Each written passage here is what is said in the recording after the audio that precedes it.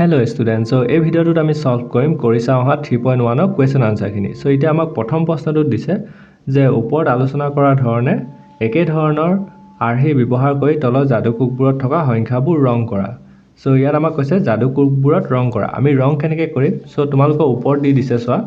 প্ৰথমতে আমাক কৈ দিছে যদি এনেকুৱা সংখ্যাবোৰ থাকে যোনটো কাষৰ সংখ্যাকেইটাতকৈ সৰু হয়, মানে এইটো কৈছে তোমালোকে এই লাইনটো পঢ়িলে গম পাই যাবা। ইয়াত কি কৈছে? ধৰি লোৱা ইয়াত তিনিটা নম্বৰ দিয়া আছে। এটা 65, এটা 12 আৰু এটা 31। সো 65 আৰু 31টো ডাঙৰ হয়, 12টো সৰু হয়। 12টো যোনটো সৰু হয় সেইটো আমাৰ মাজত আছে।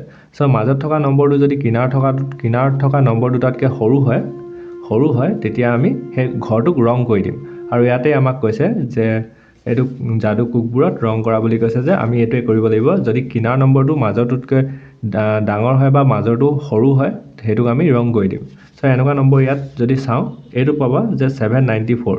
সো 794টো 9843তকৈ মানে সৰু হয় আৰু 4732তকৈ সৰু হয়।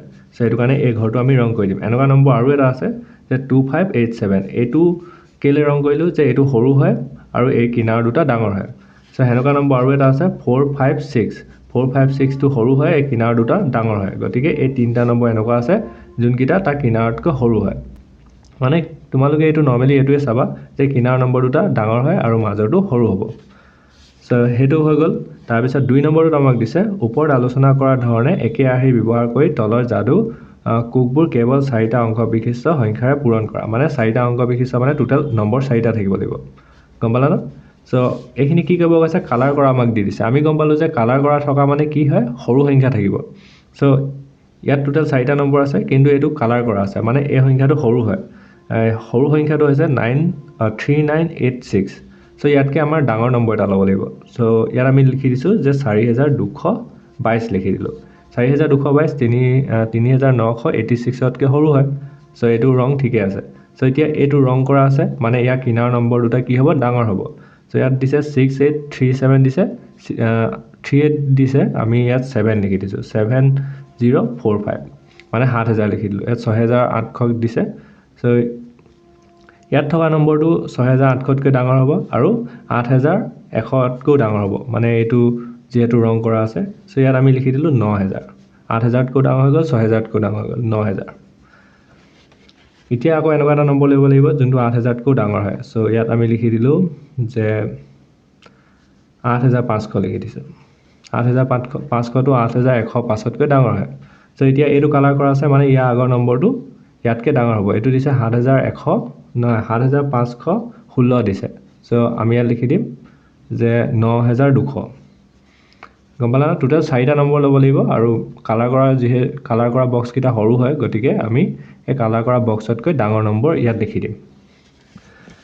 সো ইয়াৰ পিছত আমাক 3 নম্বৰখিনি দিছে পুনৰাবৃত্তি নকৰাকৈ 1000 আৰু 10000 মাজত থকা সংখ্যাবোৰ যিমান পাৰি সিমান ধৰণে তলত দিয়া যাদু কুকবোৰত গঠন কৰিবলৈ চেষ্টা কৰা। মানে 1000 আৰু 10000ৰ ভিতৰত থকা নম্বৰ ল'ব লাগিব।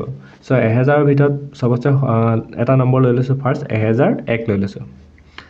1001 হৈ গ'ল। তাৰপিছত লৈ ল'লোঁ ইয়াত 5224 লিখি দিলোঁ। আৰু এটা লৈ ল'লোঁ যে 3321।